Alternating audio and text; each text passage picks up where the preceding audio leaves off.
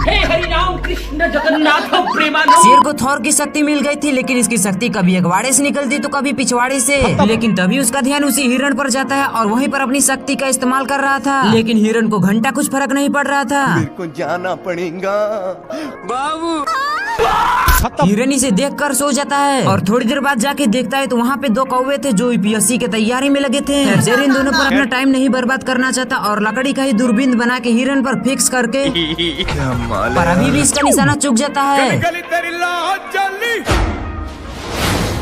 थोड़ी देर बाद शेर हिरण को अपने निशाना पर लगा के अपनी स्टाइल मारता है, लेकिन इसका निशाना तो अभी भी चुकता है, जिससे ऊपर से पत्थर आने लगा और मैं आसमान की ऊंचाइयों में आ गया। शेर हिरण को अपना भोजन बनाने आता है, लेकिन तभी सभी हिरण को कोई गायब कर देता है और इसे कुछ समझ ही नहीं आ रहा था कि तभी इसकी नजर दूर जाती है और कोई स्पाइडरमैन के जैसा हिरण सबको बचा रहा था। मिस्टेक हो गया। हिरण जैसे ही दहाड़ता वहाँ के सारे पक्षी जान बचाकर भागते हैं। इसको तो कुछ समझ ही नहीं आता और जैसे ही जानने की कोशिश करता तभी हिरण अपनी शक्ति दिखाता, जिससे सारा धरती हिलने लगा। शेर थोड़ी देर बाद बदला लेने आता, लेकिन तभी उसकी नजर एक कौवे पर जाती है जिसका ब्रेकअप हो गया था। हिरण अपने दोस्तों को बाहर जाने को कहता और फिर से शेर को अपना औकात दिखाने लगता, जिससे वो पेड़ पर चला जाता। फिर हिरण घास उगा के शेर को उसमें लपेट देता है। ये दुख का खत्म नहीं होता बे। शेर इधर उधर देखा तो हिरण था। छोड़ूंगा नहीं। शेर कितनी भी कोशिश करता पकड़ने की, लेकिन पकड़ नहीं पाता। और मैं आसमान की ऊंचाइयों में। शेर को बहुत गुस्सा आता, लेकिन ये कर भी क्या सकता है। शेर एक पेड़ के डंठल पर बैठता है, जिसके नीचे से हिरण छलांग लगा रहा था, लेकिन तभी ये उसे पकड़ लेता है। लेकिन तभी हिरण उसे एक रस्सी में फंसा कर छोड़ देता है। लेकिन ये शेर तो अभी भी नहीं सुधरता है और लोमड़ी चोरी से आकर एक पूछड़ पीता, जिससे उसके अंदर हल्क की पावर आ जाती है और वो सांड तक को भी मार गिराता है।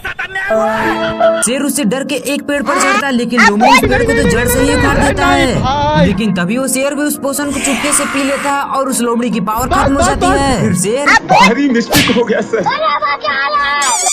उसे खूब देता है और ले जाकर एक खाई में लटका देता है, लेकिन तभी उसकी पावर खत्म हो जाती है और वो भी उसके साथ ही खाई में गिर जाता है।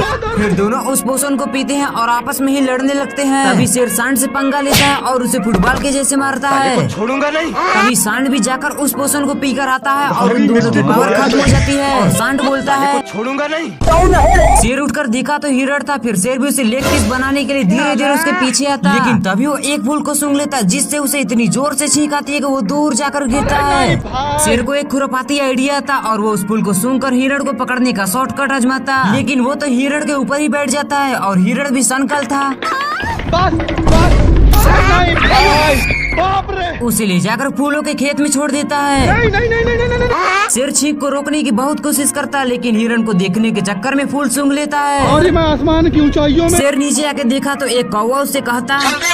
शेर को एक आइडिया था और वो अपनी पूंछ से फूल को साफ करके उल्टा चलने लगा, लेकिन तभी वो उल्टा चलने के चक्कर में हिरण के नाक में अपनी पूंछ डाल देता है और हिरण जैसे ही छींका, साला ये दुख का खत्म नहीं होता बे।